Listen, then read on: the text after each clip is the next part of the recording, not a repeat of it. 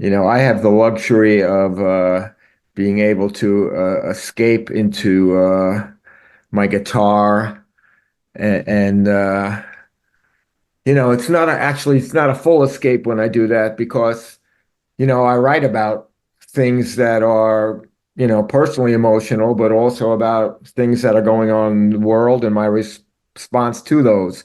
So I guess it's not a complete escape, but it feels like a safe place and uh,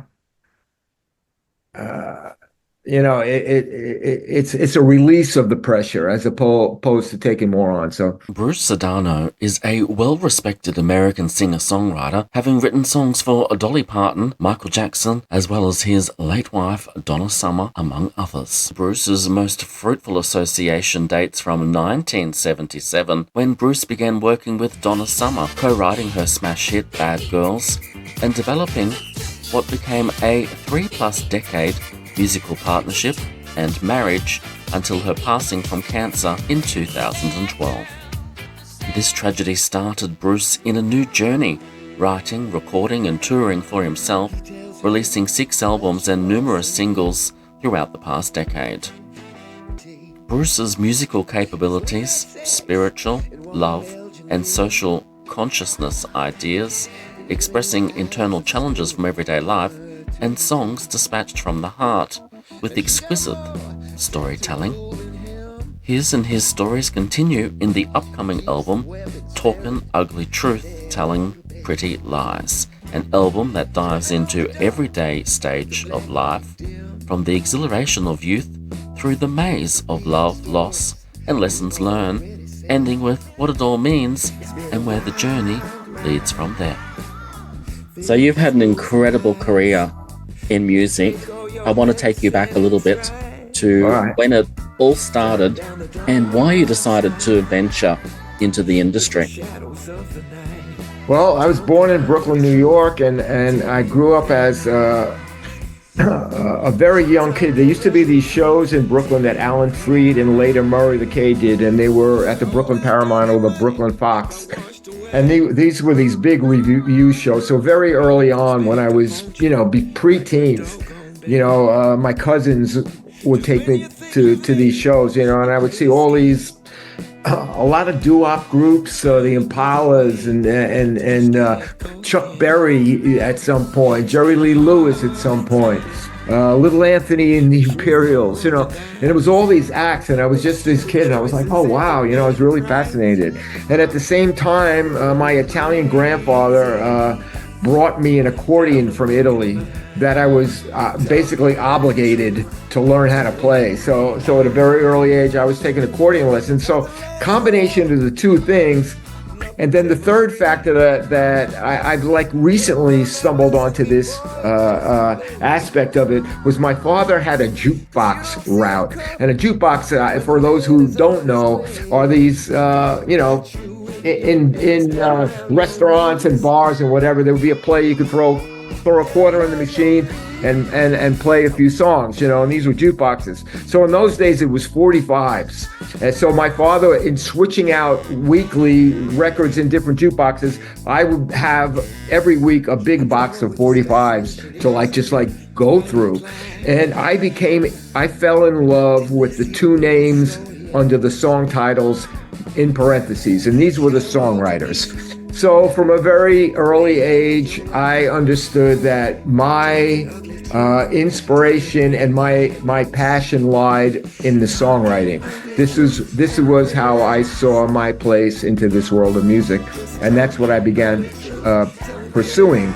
And I did that by forming bands in my neighborhood, starting from when I'm 14 years old. And I would write songs for my band, and we would play, and we'd also obviously have to play the current hits of the moment. And so for the early part of my career, I just played clubs 3, 4, 5, 6 times a week. Anyway. And with your songwriting, staying on the songwriting, you have wrote some huge hits for Dolly Parton, Reba McEntire, and of course your late wife, Donna Summer. What happens when you get asked to write songs for these artists, or you've written the song and you present it to an artist? I've been very lucky in that most of the times when somebody covers one of my songs, it's by accident. You know, in the case of Donna, you know, when we met in 1977 in LA, and we instantly became super tight. We instantly started writing songs together. Our relationship developed very quickly, as did our professional relationship. And my group, Brooklyn Dreams, in 1979, we did a world tour with Donna. Ended up in, co-writing Bad Girls. I co-wrote 4 songs on the Bad Girls album. The Bad Girls album was, very much about our relationship at that time. And but also at the same time, a year later, my parents were getting divorced. And I started writing this song. I was in the back of the house on a little Fender Rhodes piano in a back bedroom. And, Donna stuck her head in the room and said, "You should put a line in this song about all the king's horses and all the king's men." And I was like, okay, and about a week later, Donna says to me, "I'm going on the Johnny Carson show," which was the big late night TV show back in those days. And she said, "I'm going to sing Starting Over Again on the show tonight." And I was like, "Well, you can't do that. You're going on there to promote your single. Yeah, you didn't even record this song. What are you doing?" She's like, "No, I'm going to do it." I'm like, "But why?" And she says, "Well, maybe if I do it, your parents will stay together." And I was like, "Wow, that's so sweet, but it's never going to work." She said, "Well, I'm going to try." And she went on the show, sang the song. My parents still got divorced, but the next day, Dolly Parton's people called and asked for the song. And that's how that song got recorded. And the whole world cries.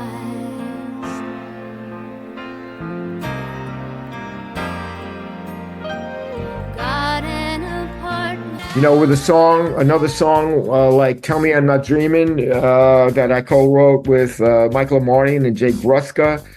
This was a song I had been working on songs for the Jermaine Jackson album. I had written a few other songs for this album he was working on at the time.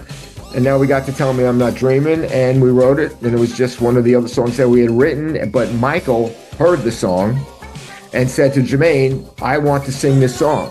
So they worked it out that they ended up doing is it a duet, and Michael did it without permission, because as the song was flying up the charts, getting ready to cross over from the top of the R&B chart to the pop chart, Michael's record label put the kibosh on it. Said, "You have no permission to do this, Michael. What are you doing?"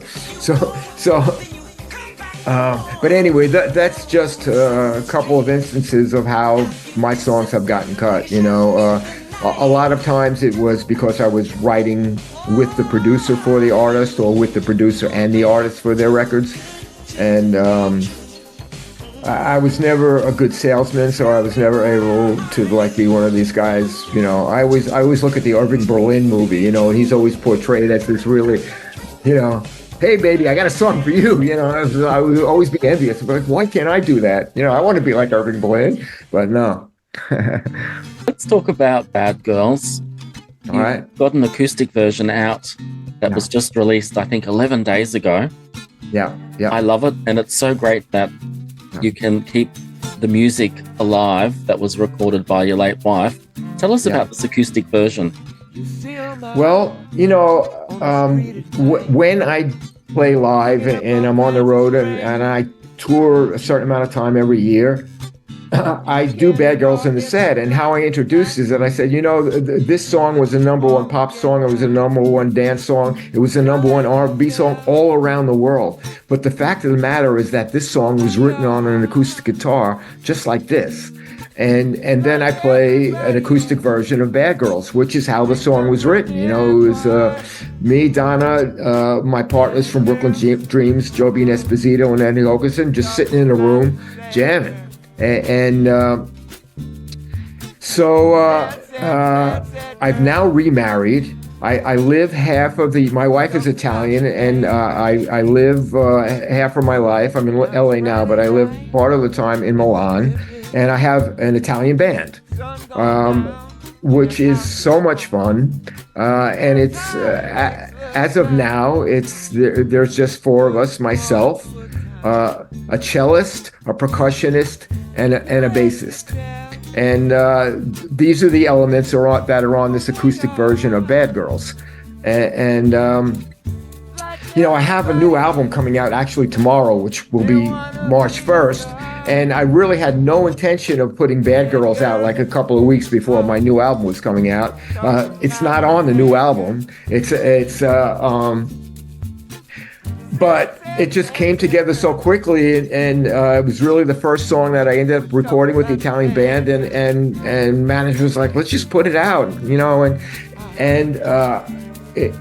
people really seem to like it. I didn't know if people, how they would read it. People are funny. You never know how people are going to respond to anything. But I especially liked the way the cello played into the empathy of the song. I felt like the cello actually gives the song a more proper emotion and landscape, as opposed to the pop record. I mean, the pop record is, toot, beep, beep, and it's all out there, and it's awesome. It's a great record. But this is kind of like more, you get into the sad girls part of the Bad Girls vibe a little bit, which I kind of liked. Yeah, well, I love it. I've had the speakers cranked up, and maybe I need to turn them down a bit. I might pop my speakers. Don't do that.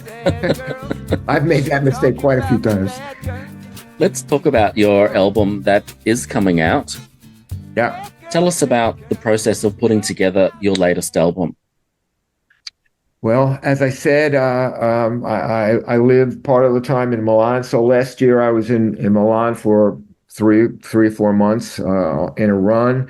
And my life in Italy is very different from my life in America, because time-wise, my whole life is switched. Most of the things that I have going on in America, between business manager and publishing and friends and all that, are on a kind of a different time zone when I'm there. So it gives me a lot of room to ruminate.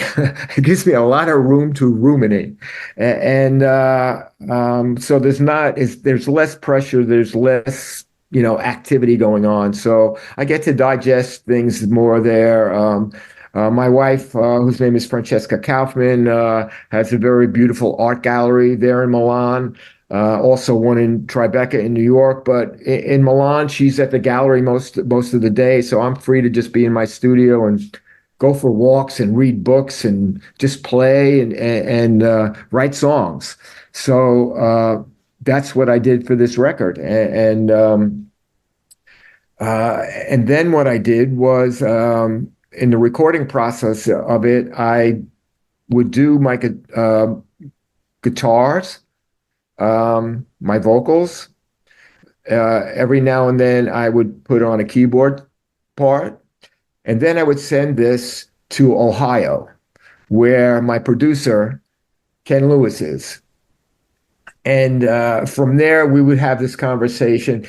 And we mostly used all the same musicians based out of New York, really, most of them. But we just got this dialogue going of how to dress these songs. I consider myself a pop songwriter. I've had success with country, R&B, pop, dance, and to me, I just have to write a good song, tell a good story, and then often it's how you dress this piece of work gives its overall identity. And so this record with Ken, there's one co-production. Randy Ray Mitchell, my longtime guitarist, and has produced my last couple of records. Randy, he produces one on the record, and he co-produces one with Ken together. But it's been that kind of collaboration, and Ken. It's always interesting when you collaborate with a producer. for this last incarnation of my career, which started once uh, going on 12 years ago when Donna passed away, was when it was at that point I determined that I was going to be, a solo singer-songwriter. And it's been a nice evolution. I founded it on the basis of the song had to be whole with just me and the guitar, and then working with different producers it's always fun because they bring their vision to it, and it's always a fun collaboration. And with Ken, it was really interesting because he's super talented. We have a really good simpatico, but he sees things that I wouldn't have necessarily seen, or he'll make a choice that I wouldn't have necessarily made. And I like that because it's like, oh, I wouldn't have thought of that. That's cool. Yeah, let's do that. So it was fun in that way. And I think this record is more accessible. I'll use that word to a wider audience because, as I was saying, I started out very stripped down in production. Not a lot of frills, and I've slowly been working myself back up into bigger productions. But so I collaborate that way. But in these last years, I haven't co-written. So all these songs that I have done in this incarnation of my career have been solo written songs because part of what I wanted to do here is I wanted to be able to fully express my feelings, my positions, my philosophies, and on the other side of that, I have to say that most of my success comes from co-writing, from collaborating. Uh, so there is that reality, but at this point of my life, uh, I continue to be inspired. I continue to grow. I'm still getting better performing live. I'm still writing what I think are really good, inspired songs. And so, for now, it's good. You never know when the tank runs out, and I'll be like, hey, I need to do some co-writing because I got nothing. But right now, I haven't hit that point. Yeah, your vocal tone is incredible. I'm getting better. I've sung for a long time. I've always been surrounded by great singers. I was always afraid to sing. This was also the hurdle that this phase of my life forced me to encounter, to face up to.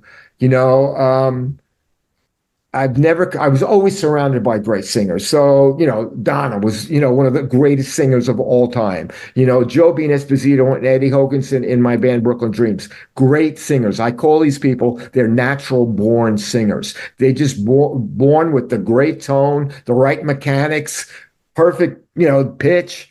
I've had to evolve as a vocalist, and I was always really good with harmonies and with Brooklyn Dreams, doing the harmonies. I did sing some leads there, but it's taken me a while to fully understand the mechanics of singing and to put together with things that people tell you to do with the actual doing it and understanding what they're saying in terms of placement and breathing.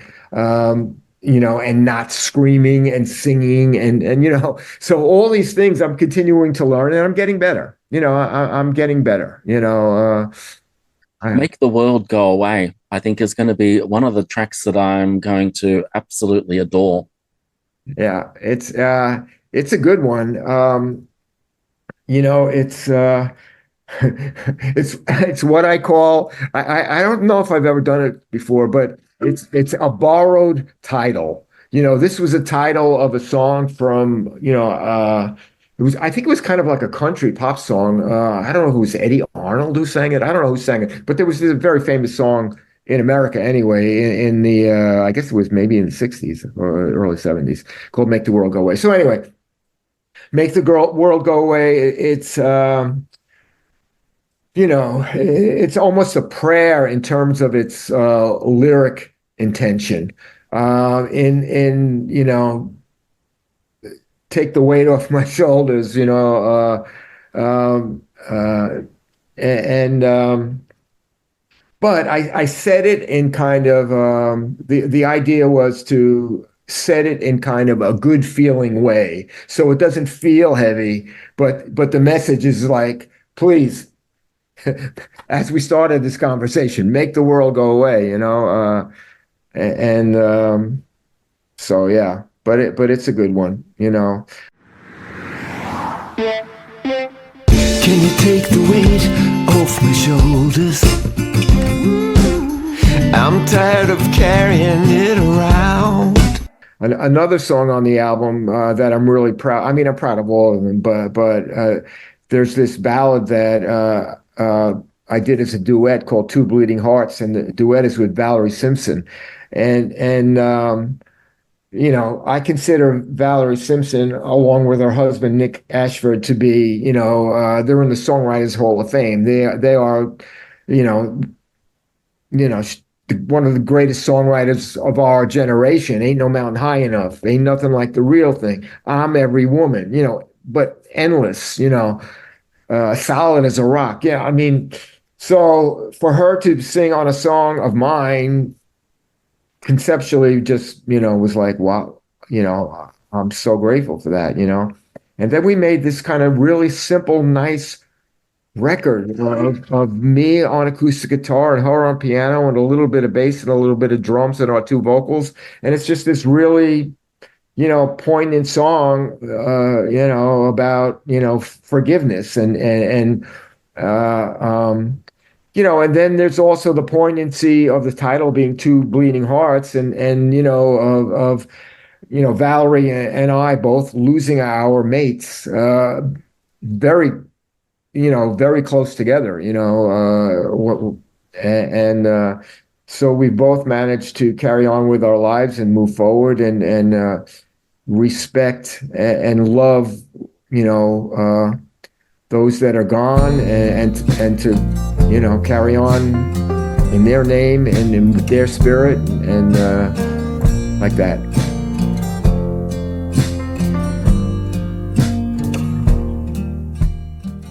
So, Bruce, you do a lot of gigging overseas. Any chance that we might get you down here in the land down under one day?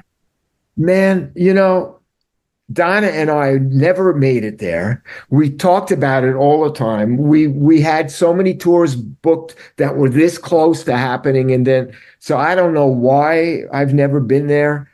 I would love to come, and I'm gonna, let's all work on finding a way to get me there. Find me a gig or something. But I would love to come, and I would take any opportunity to come. So hopefully that will happen. So the album's out this Friday. Yeah. The album cover is really out there and very eye-catching. What's the story behind the cover? Yeah, there it is. Wow. Well, for the last number of my albums, I've been opting to have artists create something for me to use as an album cover. So for this one, we just finished doing the Donna Summer documentary. And in the documentary, we highlight Donna's artwork in a segment of the documentary. And she was just also a great visual artist. So when it came to this record, my manager suggested me, would you ever consider using a piece of Donna's artwork? And I was like, yeah, why not?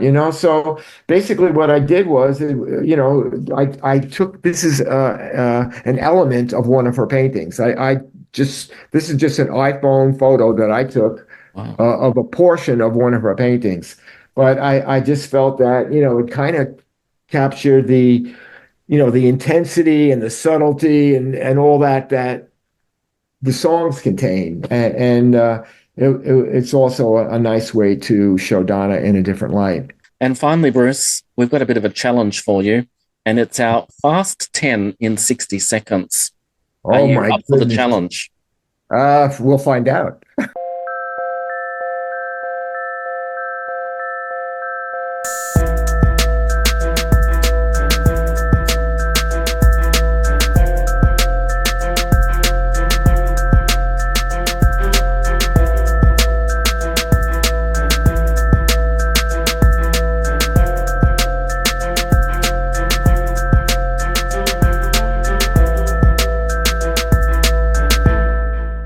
All right. The last book you read. Last book I read, holy shit. Toni Morrison, a book of essays by Toni Morrison, which is just unbelievable. I mean, a woman with a heart and a mind, next level. I learned so much from her, just, as a person and in terms of worldview, as well as how eloquently she writes. So, yeah. Coffee or tea? Huh? Coffee or tea? Coffee. Instant coffee. I am low-level base coffee drinker. Favorite color? Purple. Best holiday destination? Italy. If you were the front cover of any magazine, what would it be? Cover of any magazine. American Songwriter. Or Universal. Let's make up a new one. Universal Songwriter. I love it. A duet with who? Well, I mean, if I had to choose beyond Valerie, I don't know who I would choose, but living or dead? Or well, either. Either. Oh, I have to go with Aretha. Favorite meal to cook?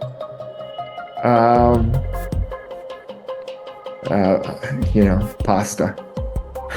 Last CD or vinyl that you listened to? Last CD or vinyl that I listened to other than mine would be Paul Simon, There Goes Rhymin' Simon. Most adventurous thing you've ever done? I'm pretty much of a pussy, but so let's see. I don't think you can say that anymore, but most adventurous thing I've ever done. Man, I don't know.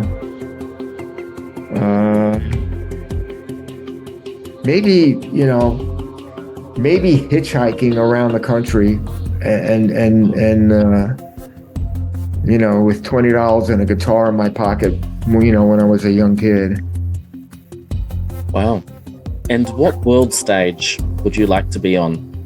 What world stage? I would like to be on the world stage of peace and love, and compromise and understanding, and unity of all people. That's the world stage I would like to be on. Well, Bruce Sudano, it's been great chatting. If the listeners want to get their hands on a copy of your album, what do they need to do? Vinyl is available April 21st, I think, like on all the places that you can buy vinyl. Streaming will start tomorrow on anywhere you stream, Spotify, Apple, iTunes, any of those. And I'm sure you can get it at my website. And you'll definitely be able to get it at a show. Come to a show. Come to all those shows that I'm going to have in Australia. Absolutely. Bruce Sudano, thank you so much. Yeah, thank you, man. I look forward to seeing you. Absolutely. Ciao. Take care and have a great day.